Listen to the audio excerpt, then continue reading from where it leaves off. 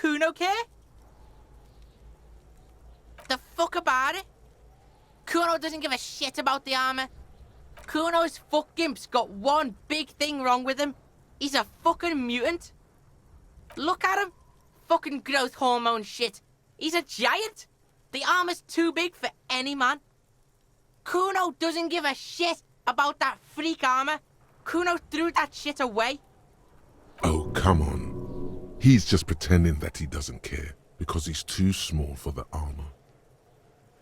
Kuno tried to get the helmet on. It was too big. Kuno kicked that shit in the sea, rugby style. That shit means nothing to Kuno. Yeah, that shit means nothing to Kuno. Kuno doesn't give a shit about material shit. Kuno's a fucking monk. You wanna fuck on someone about that armor? Go fuck the mustached union fuck. The jolly troubadour shit at the gate. Yeah, cock and boot.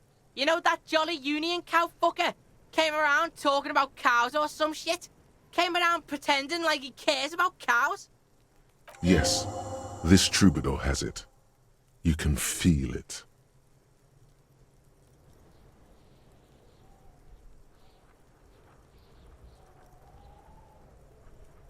You're testing Kuno's patience here. Get lost, Yeah? The kingdom of Kuno? The fuck do you want with it?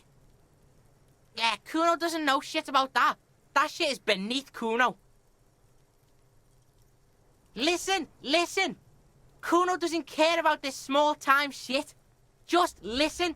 Kuno saw what you did there, dumpster diving. Sad shit. Kuno could hook you up with some sweet rags. Shit like Kuno's wearing. Your size, good price. 500 real. Look, Kuno ain't seen shit lying around, except for that there. Now you want performance gear or not, Grandpa? The lieutenant remains silent, but his expression couldn't say, "I told you so," any louder. Pig, these are found modulars.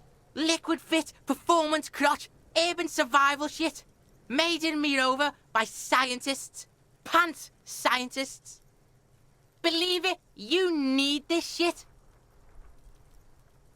These could drastically improve your chances of survival in the urban wilderness. Coach Physical Instrument endorses these pants. They are tartan ready. All right, Pico, shit's rolling. Don't do business with the pig, Kuno. He's gonna steal all your money, Kuno. As you can see, Kuno and C don't trust you. Can't do business without trust. There's more to his distrust than being a pig. He feels threatened by something obscure in you. What that is, however, remains a puzzle for now. The fuck? A mug in the trash? Is this about the fucking clothes again?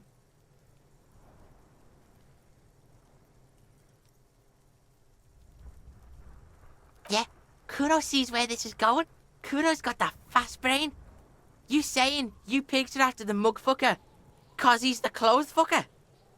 I can't hear you, Kuno. Speak louder, Kuno. Shit, that's tense. Someone's going to the beat-down basement, huh? Mug guy gonna get tied to the radiator. The kid may have something there. He's already come up with an interrogation technique too. Kuno doesn't know who put that shit in there. And if he did, he wouldn't squeal. But if you find out, maybe you can... Stop turning into a pig, Kuno. They're trying to get you hooked on the snitching. Get away from my Kuno. Yeah, get your bacon shit away. Kuno doesn't like to be seen with the popo. Get your shit done and out of Kuno's face. No, it's not fucking Kuno's. It's ancient. Look at it. He thinks you're fucking fool, Kuno. He says you climbed the ladder up to your magic tree house. Get the fuck out of here, pig. Kuno doesn't have a magic tree house. Dunno. Kipta's gardener used to work there. Yeah, that's what Kuno said. She couldn't handle the heat, so she took off. Kuno can take it.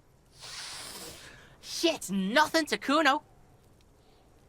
Look, Kuno doesn't explain shit. Kuno just says shit.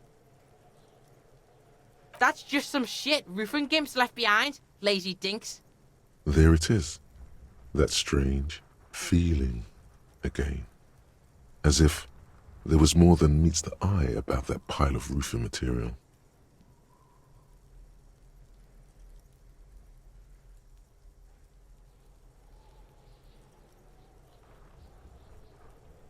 The fucking well! The fuck are you talking about?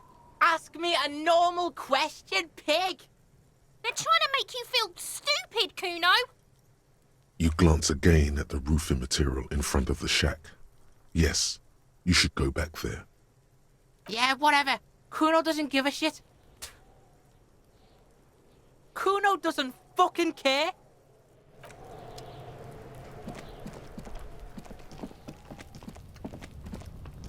An inconspicuous pile of the roofing material, Eternite. Because there's a secret door hidden behind the panels of Eternite. That's why they're too orderly. There it is. You see a shabby little door.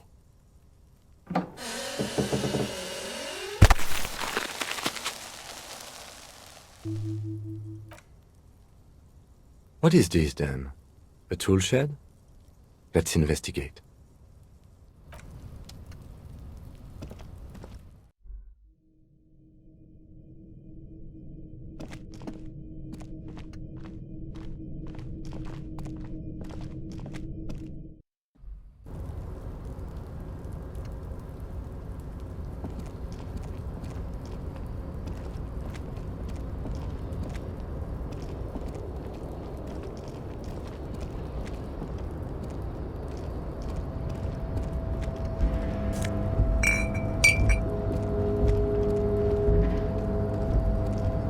Looks like someone left his tarpaulin cloak hanging on the railing here.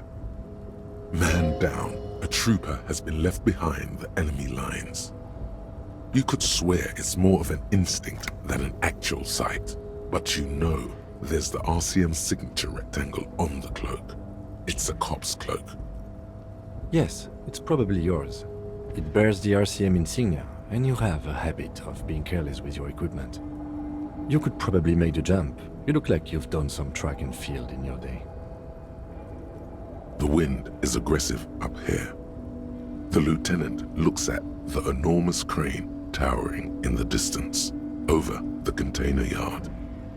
The look in his eyes is a mix of the engineer-like interest and the wonder of a 6-year-old seeing a horse for the first time. Yes, that's one way of putting it. It's certainly an impressive achievement of engineering. But I digress. We were focusing on your cloak here.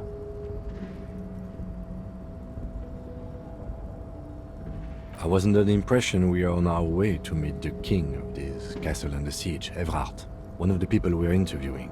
This way we may be able to get around his henchmen. Or it could be that we are just exploring. He's thinking you've forgotten where you are again.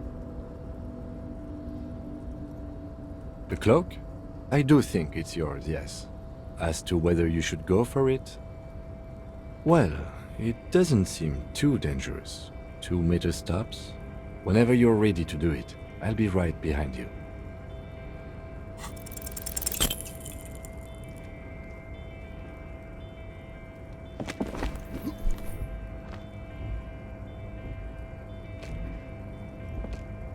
Nope, no.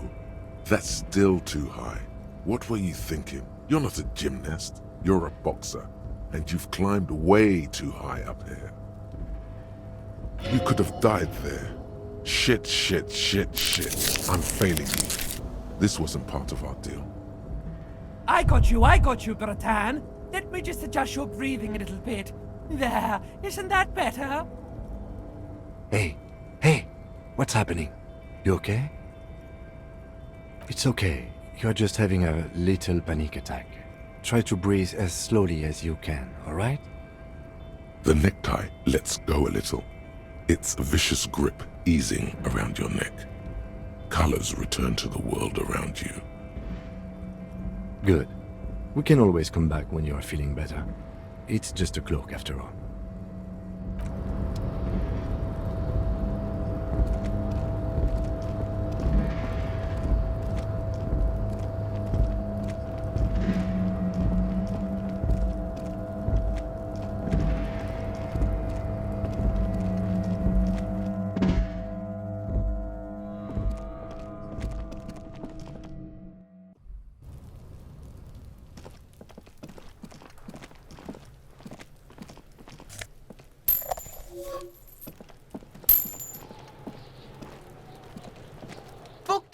okay?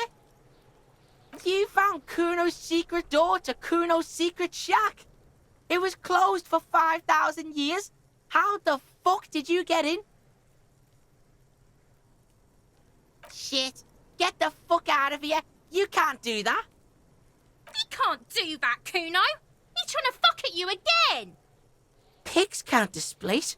Can't do that teleport shit. How did you like it in there, pig old boy? Kuno's got a lot of cool shit there, right? Is it? You got pretty fucked. Kuno's surprised you've still got your head after all that. Don't sweat it, drunk pig. Kuno will keep your nasty secret. Kuno's not snitching. He's saying you climbed up there. He probably saw you do it. Course you fucking can. How do you think Kuno made all the docky boys his gimps? Just gotta fly, pig. Kuno knows. Kuno and C saw you shit yourself. It's okay, pig. Not everyone can face the fear Kuno style. That's all there is to it then. Don't be a pansy. Just jump. Good call, Pigmeister. Don't come and talk to Kuno about his kingdom. Kuno doesn't fucking care.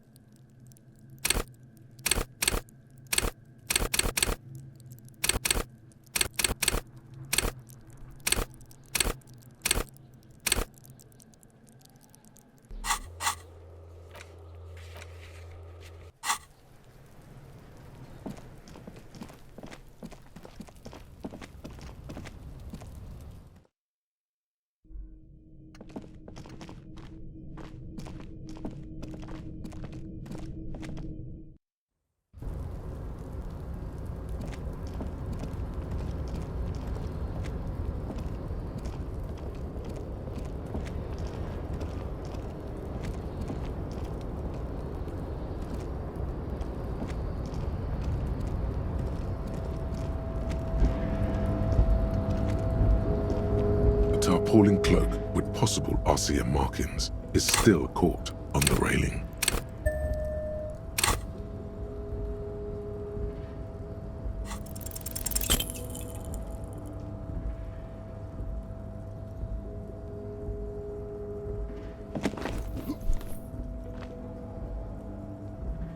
Nope, no. That's still too high.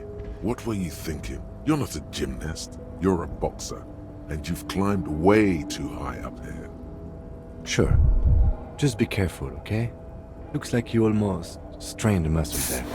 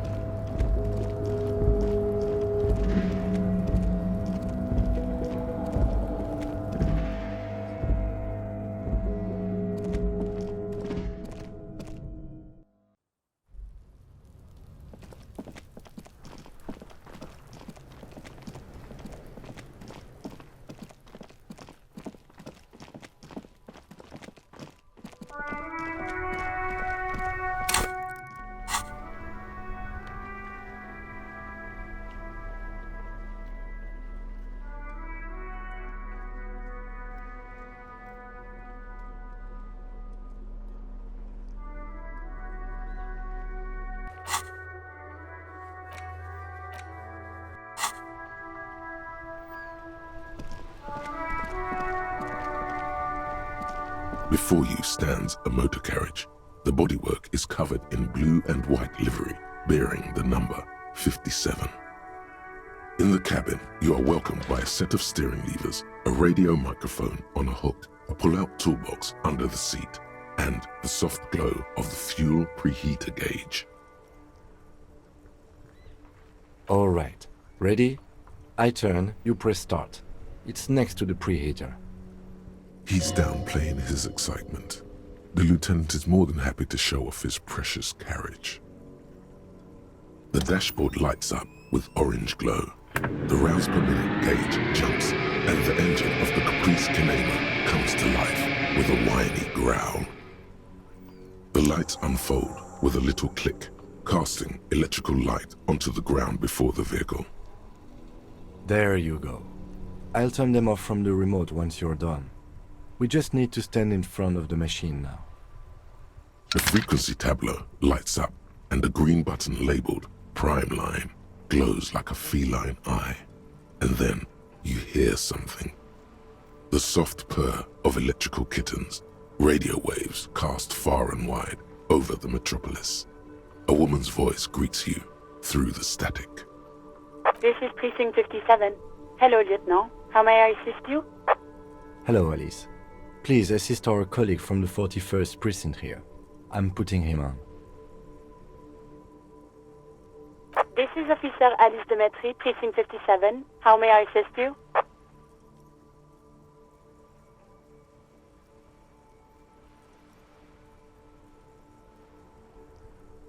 '57's over and out. In the cabin, you see a set of steering levers, a radio on a hook, a pull-out toolbox, and the soft glow of the fuel preheater gauge. The white suede feels luxurious under the touch, and the metal clutch handle so very familiar in your palm. A metallic drawer slides out from under the seat and clicks into place. The tools inside are neatly organized. Take what you need, officer. It's going to be a long case. I'm not protective of my tools, like some men are. He's clearly a little protective of his tools. But what can you do? Work is work. The pry bar feels nice and cold in your hand, heavier than you'd think. Cold and heavy, like truth. You feel like you're reunited with truth once more. Useful for opening all sorts of doors and lids. The handles are long and sleek. Snap, snap go the cutters in your hand. It's robust, weatherproof, and well-made. Police issue, blue. Lets you see things in the dark you would otherwise miss. The pull-out toolbox slides back into its nest. Preheater gauge casts a warm glow on the steering levers and the radio on its hook. This is Precinct 57. How may I assist you? It will take just a moment, officer. Her voices fade out into the familiar radio static. Gottlieb, what do you want? He's carelessly chewing on a piece of hard candy.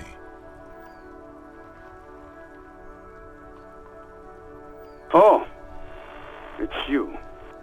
Was that a snarl or a suppressed groan? No love for you here.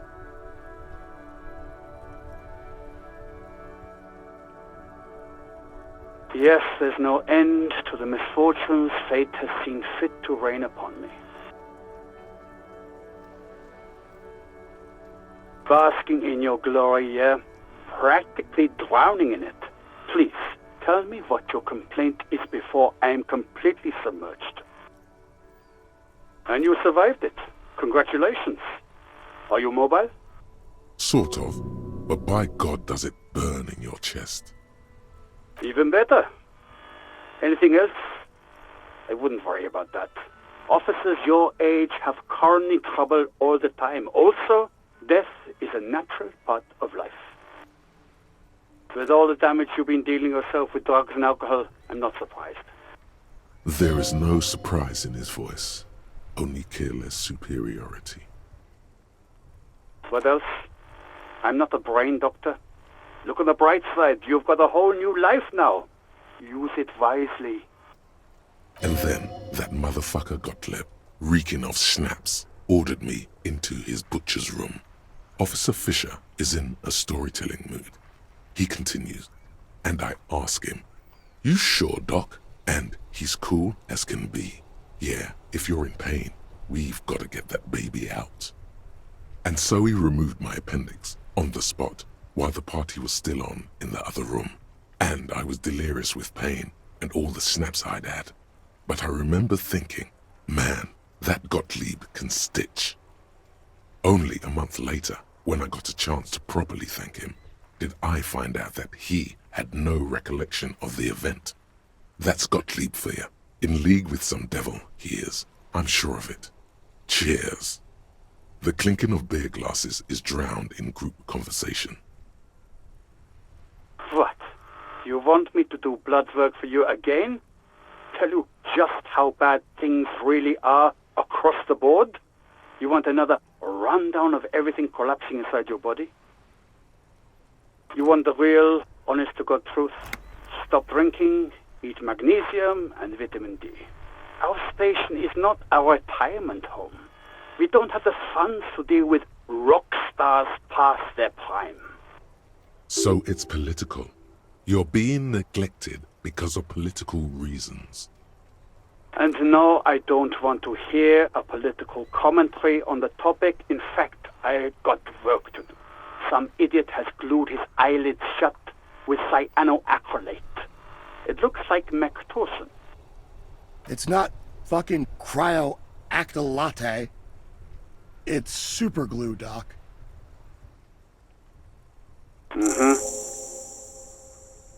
Anything else I can help you with, officer? Just a second, officer. 10-2, 10-5. This is 41st. Come in. Over. A scrawny old man sits in a dusty cubicle, smoking, with a large white rectangle sewn on his vest. In front of him is a box-shaped apparatus with an array of wires and antennas. The radio switchboard. 10-4, what's your status? Over. 10-18, 10-20, over.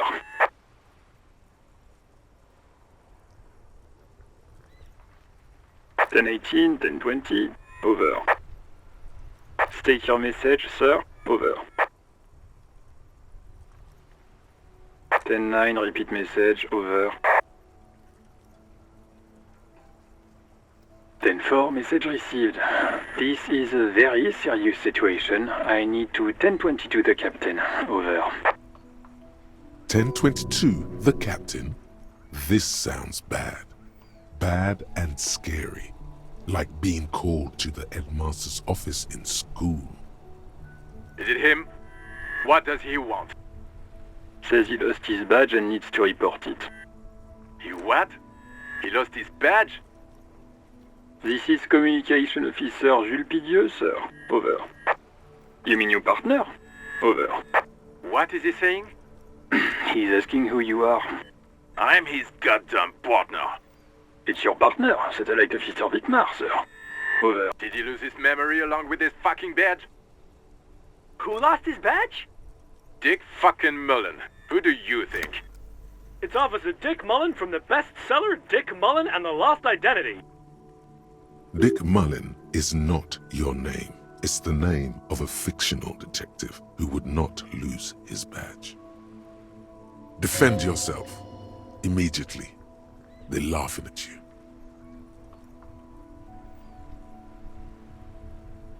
He says this has probably happened to other policemen before him and laughs sarcastically. Oh goddamn it. Is he fucking kidding? The whole station's gonna be dicked for this. Satellite Officer Vikmar is wondering if you might be joking and adds that this tarnishes the reputation of the entire station. Over. Mullen dicked us. He's asking you to stop, says this is serious. Of course it's serious. He lost his fucking badge. Satellite Officer Vikmar concurs, losing your badge is serious. Over. 10-4, I hear you, officer. I'm just going to make a note here that you are in pursuit of your misplaced badge. Over. Fuck me. Mac, come here. You've got to hear this. Dick Mullen lost his badge. What's going on? Super Cop here lost his badge. He lost his what now? His badge. He lost his goddamn fucking badge. Lost a badge. He asks you to please stop saying he lost his badge. Why? Did he find it? Sergeant Orson was wondering if you found your badge yet. Over. You don't have a comeback. Sorry. It's hard to think like this. He's not replying. Looks like he's still looking for it. 10-9, come again. I didn't get that. Over. New heights even for Captain Sober. Ask him. Ask him if he's lost his gun, too. Sergeant Orson wants to know if you lost your gun too. Over. Oh, fuck. Even before you can get the words out, everything gets scrambled in your brain. He says he didn't lose his gun. Or his fun, whatever that means. Ask him to describe it. His gun. Not his fun. Just the gun will do. Satellite Officer McLean requests a description of your weapon. Over. The fuck do you need a gun for? Look at the pythons on your arms. You are a gun. The biggest one in the world. Oh, request a description, huh? We'll give him one. Describe the plasma gun.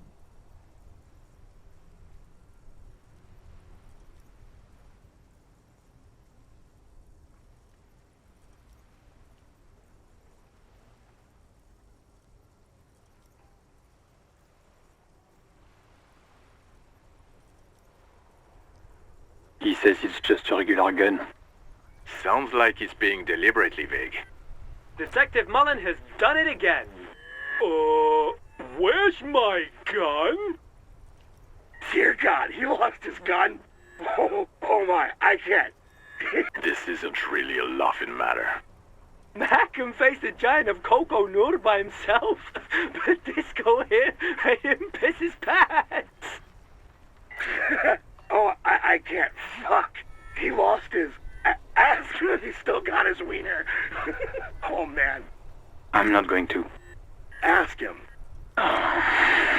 Sergeant Orson here is wondering if you are still in possession of your genitalia. Over. Now is a good time to say fuck and ass and so on.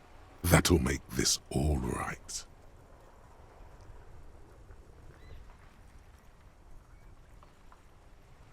The silence is almost deafening after you flick off the switch, severing the connection. That did not go well. I guess the important thing is that you followed protocol and reported your lost items. Did we need anything else here? This is Precinct 57. How may I assist you?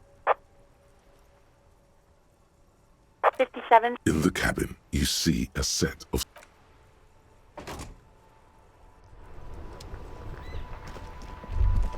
As you hold your ledger's clip under the headlamp, an iridescent hologram appears. A street grid and the veins of a great river. A familiar sensation washes over you. There she is. Revachol West. Around the borders of the watermark are dozens, no, hundreds of micro-perforations. The rectangular watermark is overlaid with the logo of the RCM, and yet the major arteries of Revachol are all recognizable. They shimmer in the Kanema's headlights. A rat brazenly darts past you and disappears amongst the stopped lorries. In the distance, a child somewhere shrieks. A woman reprimands her in a voice no quieter than the child's cry. In the middle of a broken plaza, in a cone of light, barely visible in the daytime, two men, one slim, the other sturdy. They are on the city stage, but only one of them knows his lines. Ah, Martinez. Let me see. Right here. Oh yes. Coal City. Le Royaume. The burnt-out quarter. All of them worse than here. There are many of them, and they are divided into 3 separate rows. The first row has 18 dots. Not bad for what? You don't even know what it means yet. The next is the longest. It runs all the way around the border, and then some. There are so many, It's hard to count. More than 150, at least. Maybe even 200. The last row has 3 perforations. That's it. Those are perforations. They represent your record as an officer of the RCM. They are your statistics, as it were. I should have guessed you'd keep a record. Officers often do. Let's take a look. Son, here is where we score your life performance. You better hope it's good. The first row represents your years of service. 18 years. Okay, not bad at all. What did you do before you volunteered?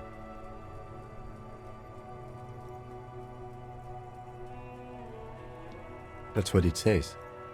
I might have guessed even longer based on your age. What did you do all those blissful years of your youth? Yes, that does seem quite likely. Your youth coincided with some heady days for Revachol. But let's move on, shall we? This next row, the one that wraps all the way around, is your number of closed cases. Closed is good. It means finished. You've got, let's see... Wow, more than 200! It's quite a lot, even for someone who's been on the force for nearly 2 decades. Usually, clearing more than 10 cases a year puts you in the 90th percentile of all RCM officers.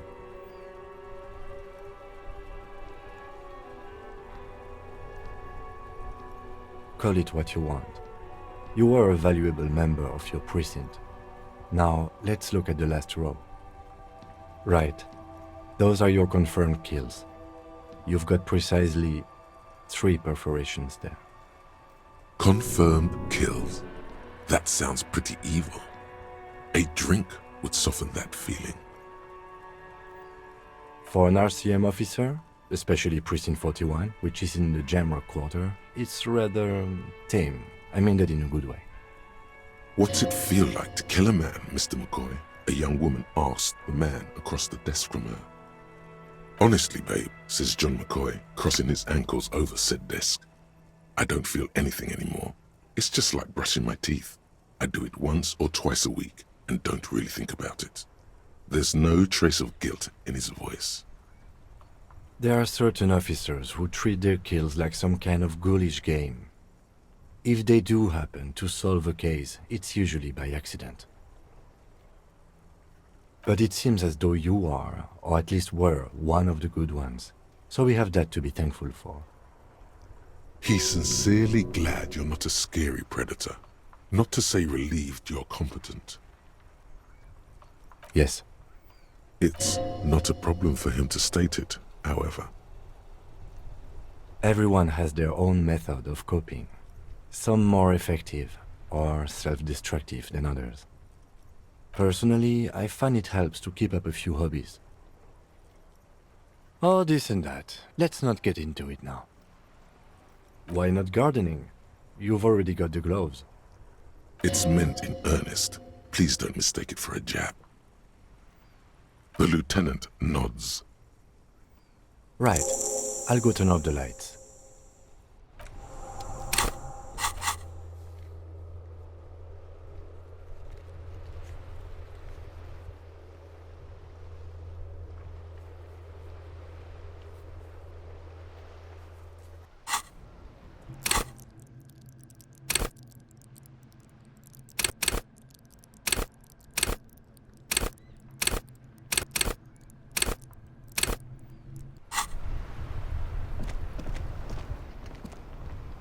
Inside, you see a set of steering levers, a radio microphone, a pull-out toolbox, and as you tap on the gauge, the indicator pin jerks as if startled. It's in the large orange sector, indicating the engine is warm. Next to the gauge is a red switch, labeled heat. Now, that's enough fun with the foldable headlights. I know they are mesmerizing. They're also fragile. I'm not going to turn it on for you again. This is Precinct 57. How may I assist you? Of course. What is her number, officer? Yes, hold on. Her number is 005-1944-298. Received. Hold on, officer.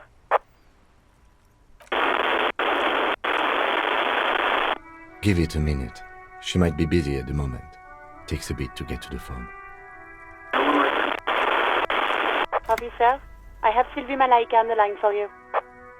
Yes, hello?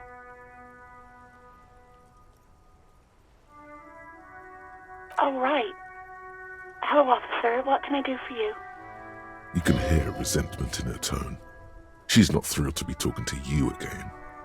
There is no resentment in her tone. She wants you to ask her out. No question about it. You mean, why did I leave the bar? Honestly, I'm not really comfortable discussing it with you, sir. Let's just say I left because I needed to get away from someone. You know whom? You think you hear a sliver of accusation in her words.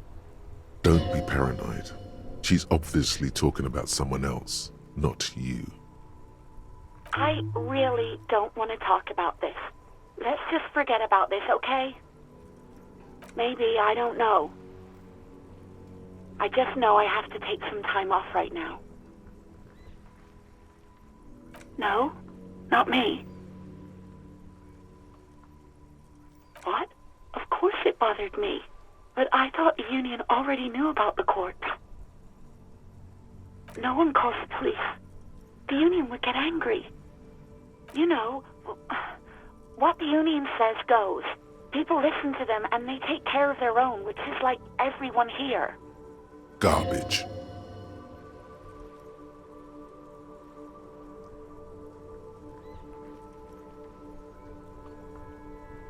Legally, no. In reality, yes. Martinez is de facto policed by the dock workers' union. Words are not necessary to feel the lieutenant's discontent for the situation. I don't know what to tell you, officer.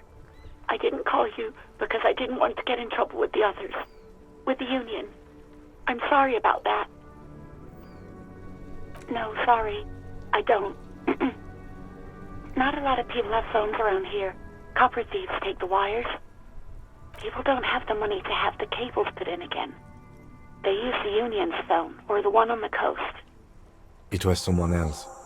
We'll find them sooner or later, officer. It just might take a while. Yeah, go on. No, I don't know. It wasn't me. I haven't been out there since. I was terrified of the stench and the corpse. Yes, I know who you are. You're a police officer. The law. You told me back in the whirling. You told everybody, and showed us your badge.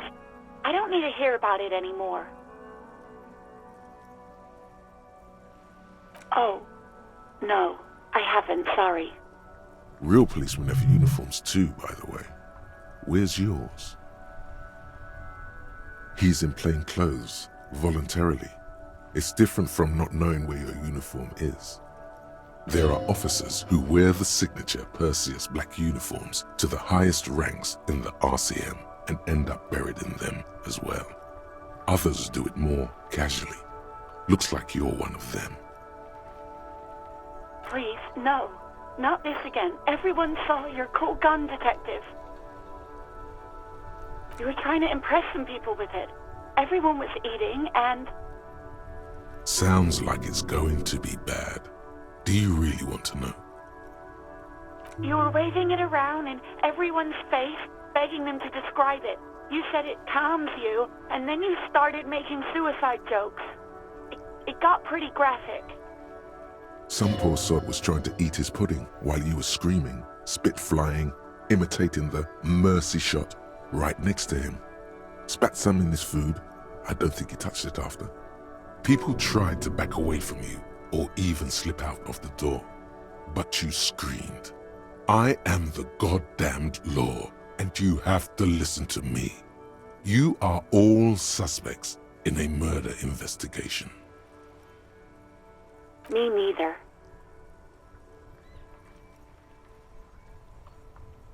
There is silence on the other end of the line. No idea. All I know is next you were waving around money instead, saying things like big bucks cannot lie and guns can't buy money, but money can always buy guns. It almost looked like you pawned it, but believe me, I did not ask. Uniform? I never saw you in any uniform. You had your things on, the disco things. Somewhere in a dank rental apartment, 2 police officers stand in the dark. Trash and liquor bottles cover the floor. Things are not good. One of the men, trying not to slip on old newspapers, makes his way to the window and pulls the curtains apart. Roaches scatter as the light comes in. God damn.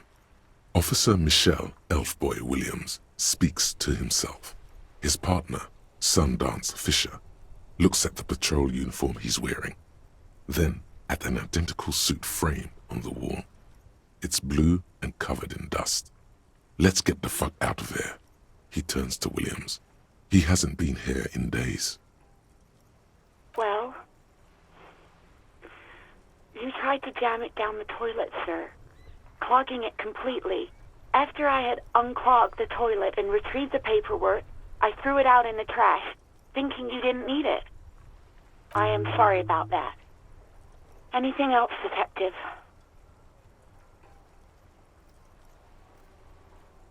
I do hope so. Please, don't call me again. Bye. Yes, you have obviously done something to upset her at the Whirling in Rags, when she was still working there. I'm not mad, it's just... You were so drunk and so emotional all the time, and then the skua thing happened. It just made me want to quit. The stuffed bird, the great skua, you threw it against the wall while screaming, "Fuck that bird," and laughing like a maniac. I think you said it had been giving you shit ever since you got there. Yes, well... Yes, obviously. You were the worst client I've ever seen. And I have seen so many assholes in this place. I've had sailors fighting, union guys grabbing my ass, kids stealing booze. Once a guy was glued to the karaoke machine every night for 2 months. But you... Well, you were worse than all of them. Honestly, you were getting borderline aggressive. Even about little things like not turning down the volume at 3 a.m. I even liked one of those songs you kept listening to on repeat. No more. I hate it now. We Go On by the O.O. I can't listen to it anymore. You've turned it into a parody. Then there was your room. Your project. An experiment to see how bad it can get in there. I tried to send the cleaner, but you wouldn't let me. Threatened to make me understand. I had no idea what you meant, and I don't want to know. And then you screamed something about how you're actually a real cool guy, and no one understands it. One of the coolest guys there is. The coolest guy in Jamrock. Something about disco, too. And then I had to deal with your toilet. The one you clogged with police documents, causing water damage downstairs in the kitchen. I won't even mention you waving your gun around, harassing customers, threatening to sing karaoke, threatening to kill yourself. No, you really weren't. You were simply the worst.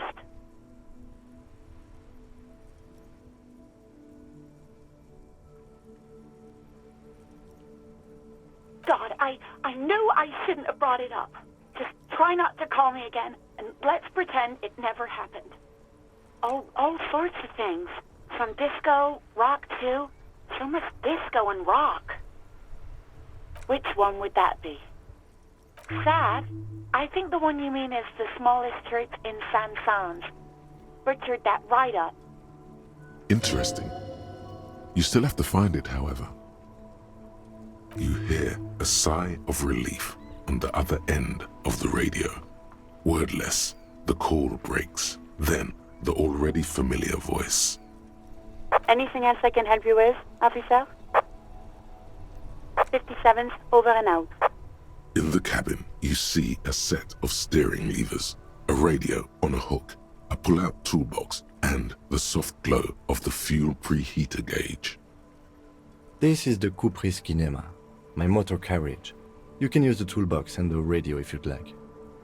Motor carriage, motor carriage. Something bad with a motor carriage. A dark lump rises in your throat. Nothing, nothing. It's probably nothing. Forget I brought it up.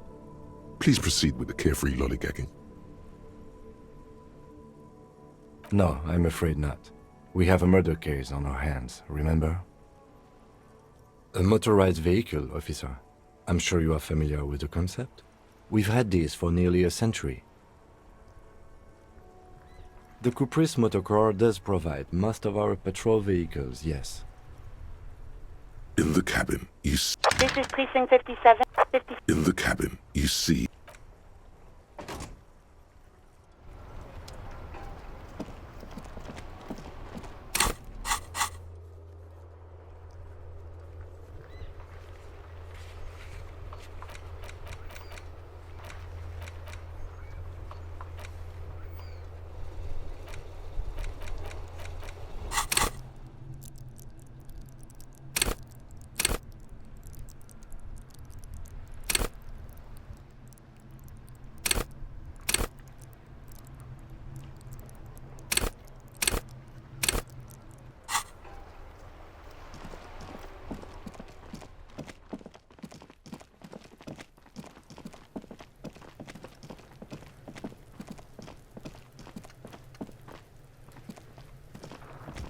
the rotting man. The lieutenant adjusts his glasses and takes a deep breath. Come on, officer. You know what a field autopsy is. You've done 100 of them. There truly is a time for everything, even for yellow gardening gloves. However, they are lacking hygienically. I suggest you get in there in limited capacity. I'll ask you when I need you to. For the most part, maybe I should handle the contact and you take notes? Yes, you see, the field autopsy form is the one on red copier paper. The dead man stares in silence as you crack open the ledger. The bright red paper is covered in boxes and lists, describing the condition of his skin and organs in 3 parts. Above those, an 11-field info form needs filling out first. It begins with,